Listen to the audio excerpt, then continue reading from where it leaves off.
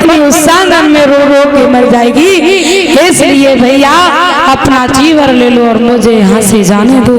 जवाब दिया है हमारी भेंट तुम्हें अच्छी नहीं लगी इसलिए तुम वापस करने के लिए आए हो। जवाब दिया है इसलिए नहीं भैया, अभी हमारा विवाह होकर के आया है। पत्नी उस आंगन में रो रही है कि तुम्हारे जाने के बाद हाल मेरा क्या होगा।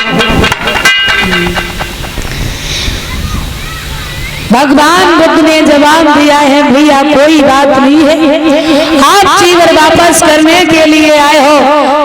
हमने ये जान लिया है कि संसार में मतलबी लोग भी अपना समय व्यतीत कर रहे हैं। तुम्हें भी बड़ी पत्नी से प्यार है, स्नेह लगाव है। जवाब दिया है ऐसी कोई बात नहीं भैया, बस चिंता हमें इस बात की है अभी मेरा विवाह हुआ है और हमारी पत्नी उस आंगन में अभी उसने सेज का बिछौना भी नहीं जान पाया है क्या नहीं है क्या है। जवाब दिया है मन में विचार किया है नंद ने, अगर भैया ये चीवर दे रहे हैं तो भैया नाराज हो जाएंगे और नाराज हो जाएंगे तो गलत बात है। समाज के लोग कहेंगे देखिए भाई का दुश्मन एक भाई बन गया है, इसलिए चलो भैया का चीवर हम स्वीकार कर लेते हैं। भैया का चीवर हम स्वीकार कर लेते हैं। उस समय नंद ने जवाब दिया है भैया अगर इस बात से तुम तैयार हो तो चलो हमारा अभी विवाह होकर के आया है, कोई बात नहीं, लेकिन भैया तुम्हें सुखी करने के लिए हम अपनी पत्नी छोड़ने के लिए तैयार हैं। उस समय भगवान बुद्ध ने नंद को चीवर पहनाया और चीवर पहनाने के बाद जो तन पर राष्ट्रीय वस्त्र को उतार दिया, सिर का मुंडन कर दिया, तलवार से केस काट दिए और जब सिर का मुंडन कर दिया वो भगवान बुद्ध के शिष्य बन गए हैं। विवाह होने के बाद अपने भैया को भी भिक्ष बना लिया और जब नंद को भी भिक्ष बना लिया, आज वो राशि वस्त्र की और वो राशि वस्त्र पकड़े हैं हाथ में, मानव के द्वारा नाई के द्वारा वो राशि वस्त्र कल्याणी के पास में पहुंचाए हैं और कल्याणी के पास में वो वस्त्र पहुंचाए हैं। जैसे ही कल्याणी ने वो वस्त्र देखे तो कल्याणी एकदम से पचार खा करके आंगन में गिरी और कहने लगी है स्वामी मैं पहले ही कह रहे थे अगर आप वहां चले गए तो तुम दोबारा लौट करके हमारे पास में नहीं आओगे तो बड़े भैया तुम्हें वृक्ष बना लेंगे।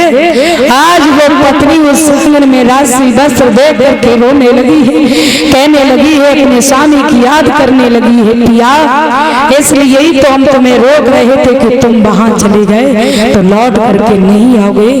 अभी तो मेरा विवाह हुआ है, हमने कुछ भी नहीं जाना है। कह रही है वो पत्नी, रो रही है उस आंगन में कि वही देश पपैया उड़ जाना जहाँ पे भरता बसे।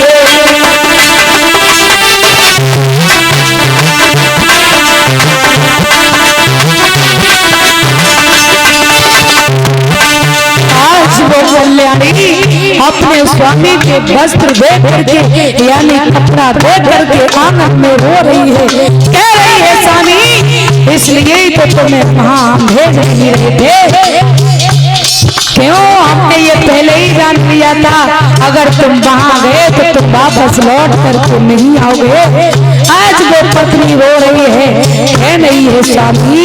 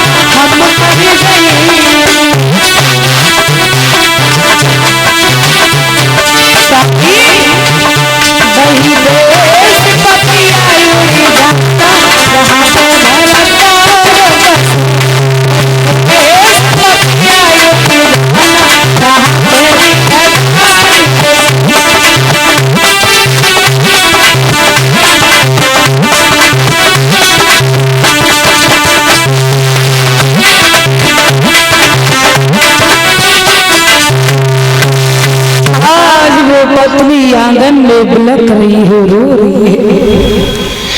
कह रही है स्वामी इसलिए ही तुम्हें हम वहां नहीं भेज रही थी। बड़ी बहन इस आंगन में वो भी बिना पिया का अपना समय व्यतीत कर रही है, लेकिन अभी तो मेरा विवाह होकर के आया, हमारे पिया हमें छोड़ करके चले गए, इस आंगन में हम कैसे रहे। क्यों? विवाह होने के बाद तुरंत ही पिया जिसके छोड़ करके चले जाएं उस पत्नी पर क्या व्यतीत होती होगी। आज वो कल्याणी उस आंगन में रो रही है, बिलख रही है, अपने स्वामी की याद कर रही है, कह रही है स्वामी इसलिए ही मैंने आपसे कहा था, इसलिए ही मैं विनती कर रही थी, विनय कर रही थी कि आप अगर वहां चले गए तो दोबारा लौट करके नहीं आओगे।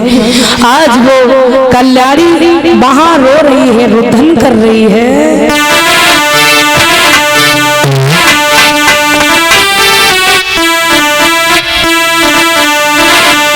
कल्याणी महल में रोवे खड़ी, रसी मैया प्रतिपता पड़ी।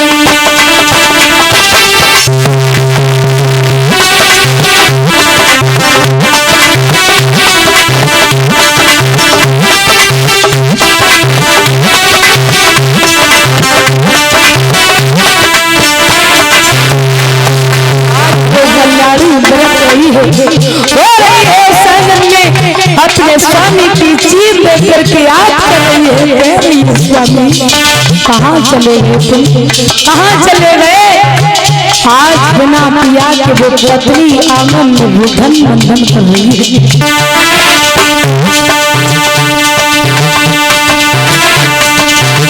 कैसी मैया प्रतिपता खड़ी,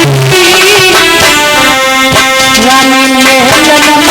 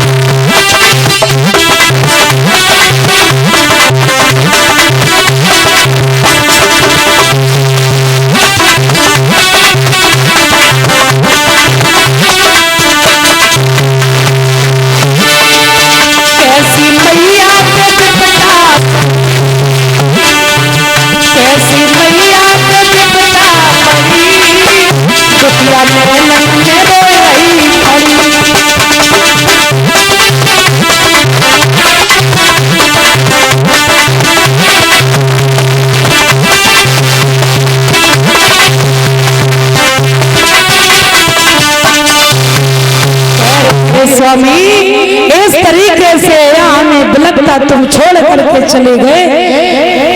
जवाब दिया है अगर तुम्हें भगवान बुद्ध के ही पास में रहना था तो तुमने मेरे साथ में विवाह क्यों किया है। पहले हमें ये बताइए इस आंगन में किसके सहारे से हम अपने जीवन को व्यतीत करेंगे, किसके सहारे से रहेंगे। इस संसार में हमें आपके सिवा कोई नजर दिखाई नहीं पड़ रहा है।